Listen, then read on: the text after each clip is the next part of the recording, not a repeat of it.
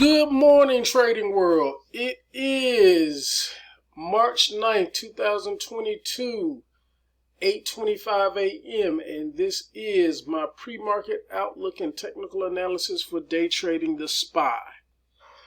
The title for today's outlook: Continued Consolidation in the Maginot line. Doing something a little different this morning. In conversing with someone yesterday, I wanted to take this time to further clear up some things as far as what I'm watching and where the actual market will break. So right now we are still in this holding pattern. I have been saying we are still in this large time frame consolidation, which in itself has a huge range. That range is 440 down to about 410. And we've hit the 410 and tested the area, but I'm projecting the 395 area as the lower end of this range. Until we break out the lower end, 395, or the top end, I'm projecting at 455. We are still in consolidation.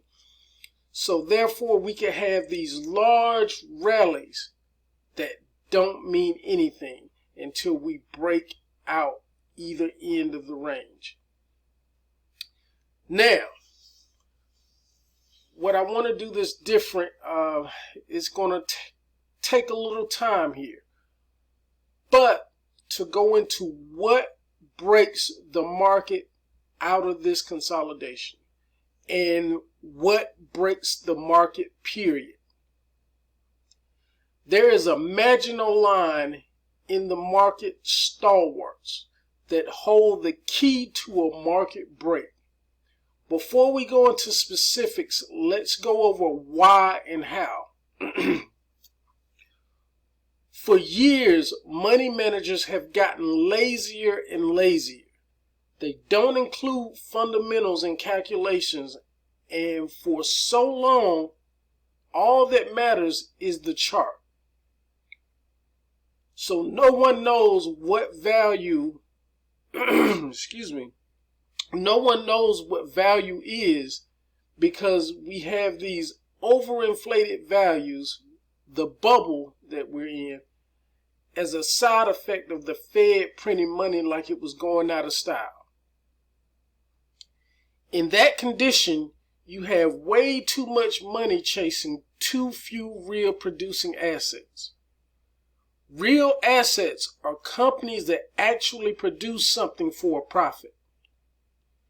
Along with the rise of this bubble, we have empowered a lot of what we call zombie companies. Zombie companies do not produce a profit either because they are still in the research and development stage or just poorly thought out degenerate borrowing sinkholes. And believe it or not, there are a lot of these degenerate borrowing sinkholes out here because there was so much money flowing that it was easy for almost any company to get funding. For the most part, these are the companies that are being sold off right now.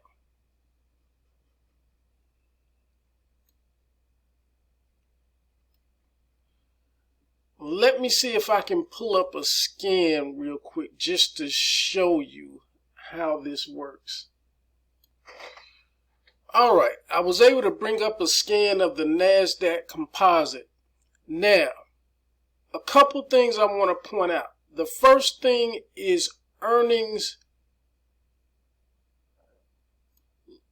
Let me bring this up. Earnings per share. There are a lot of zombie companies all over the market, and one of the ways that we can kind of separate them are they have negative earnings per share, negative operating capital. These are companies that are just sitting here sucking up money from borrowing. So the first one, I'm not going to go through a lot of these, but let's just go through this applied. I don't even know what that is. Applied,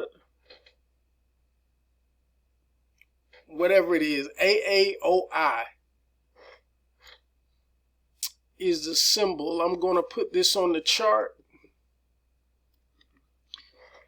And you can see this bubble that we've been in. This is a 10-year monthly chart. And you can see the bubble that we've been in. And on this side, this is the bubble being drained. There are a lot of companies out here like this with negative cash flow. And you can see through the scan how far they're down year to date. I'm not going to go through a lot of them, but getting back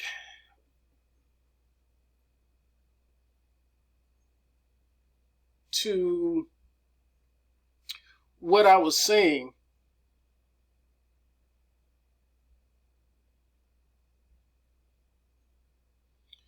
this brings us to where we currently are. And that's a bunch of these companies like this being drained and sold off. And a lot of these companies will never come back.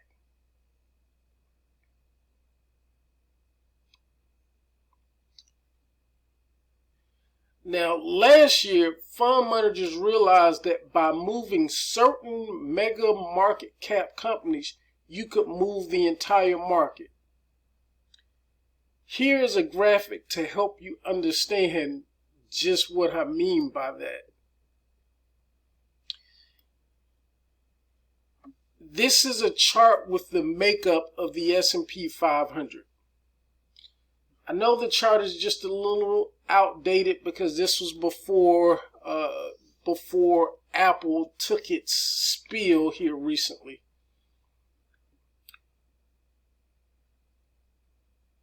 Currently, the top market caps,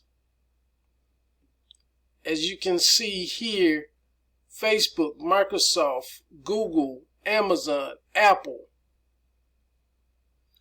Just by this graphic alone, you can see what really matters to the S&P 500. Move this and all of these will follow.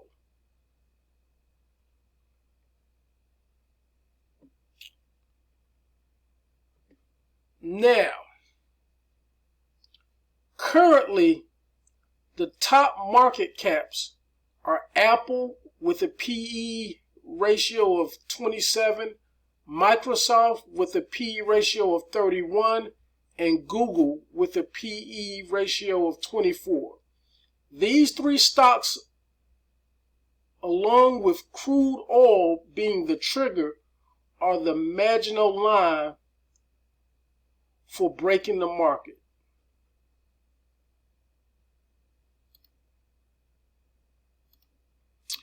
Now, I'm going to go through, let's bring up Apple.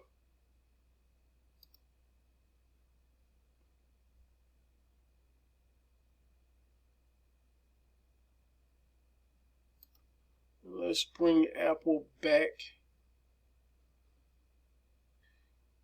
All right, bringing Apple back to a daily view or a daily chart.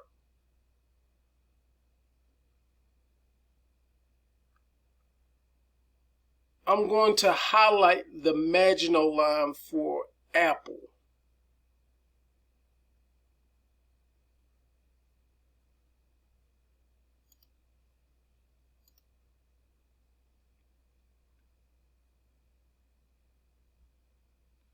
Apple breaking below 153. That's about there.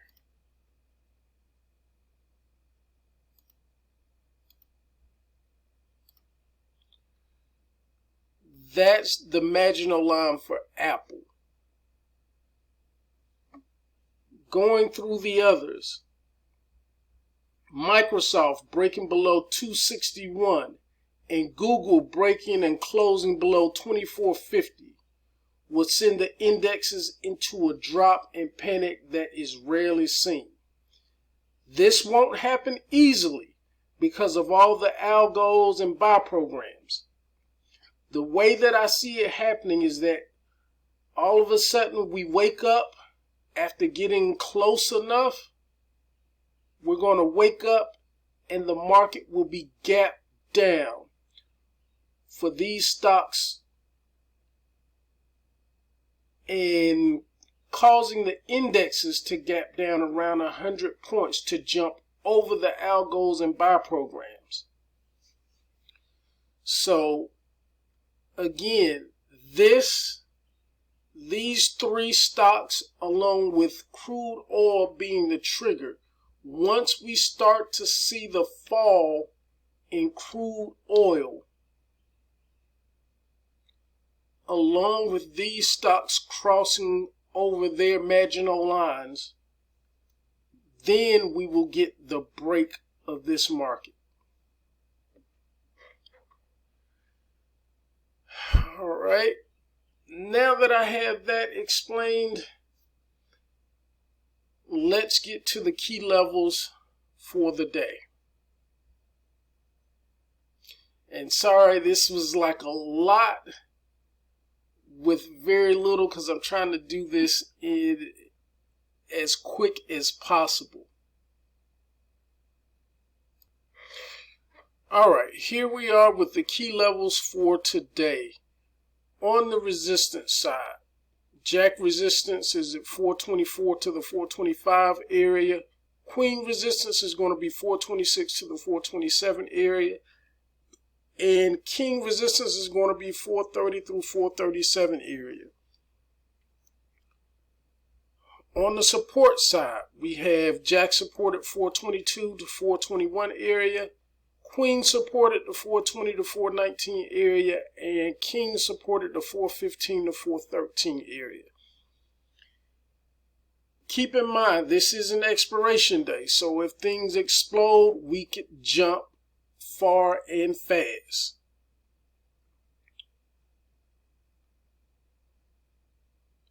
This is also why the King resistance area is so large.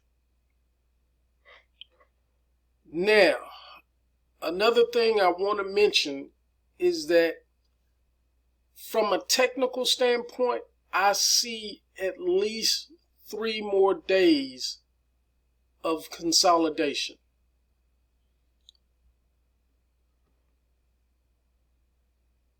Keep in mind, we have a lot of dissonance here on in the expiration day. So the alternate thesis is in play and could be explosive today. Now, the main thesis is bearish, closing below 416.25 with a projected low or target of 416 to 414. The alternate thesis, which we need to pay a lot of attention to today, the alternate thesis is bullish, closing above 416.25 with a projected high or target of 425 to 430. The current channel we are in is 425 to 416, and the minor channel above is 425 to 431. Very important today. The minor channel, very important. With that, let's bring up the scenarios for today. All right, here we are with the first scenario, which is our rounded reversal day type structure. We could get a continued push higher toward the Jack or Queen resistance area, find midday chop around either that Queen or King resistance area before spending the same energy we use going up to come back down the second half of the day. As always, look for your divergences. Off of the open, we should have a divergence in volume, your indicators, and internals. As price action continues up, you should see a divergence as your indicators, volume, and internals should have a divergence deflecting away from the direction that price action is going. So that is scenario number 1. Scenario number 2, we have our trend day up structure. We open gap up and start with a small fade back toward the previous close. We find support on or before that previous close, then begin the uptrend for the morning. That support I'm suspecting is going to be around the 422, 421 area this morning if we have this trend day up day structure. But we find our, we reverse from there and find our trend or strong trend for the morning, which will take us up to either our queen or king resistance area, where we find that midday chop, head fake up to begin the second part of the day, and a fade going back toward the close. The probability for the trend day up and round reversal are basically the same today. The only difference is just going to be how much of a give back we get going toward the close.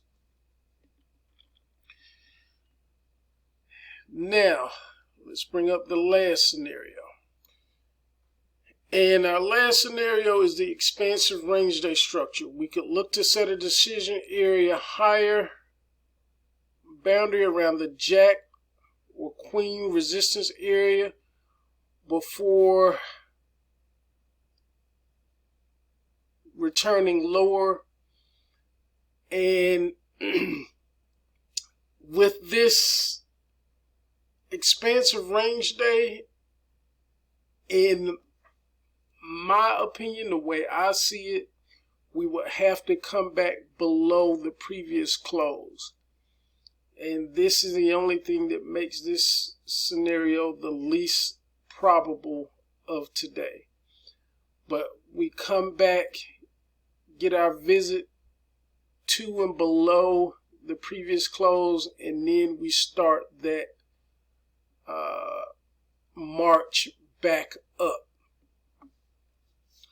So this is pretty much the last scenario and the least probable. And again, until I see the VIX come down back below 25 or the 20 area, don't trust the rallies. So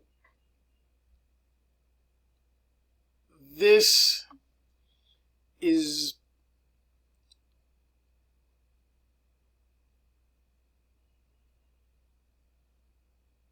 I just lost the train of thought of what I was going to say, but this is pretty much how I see things happening in a nutshell. And again, don't trust the rallies right now.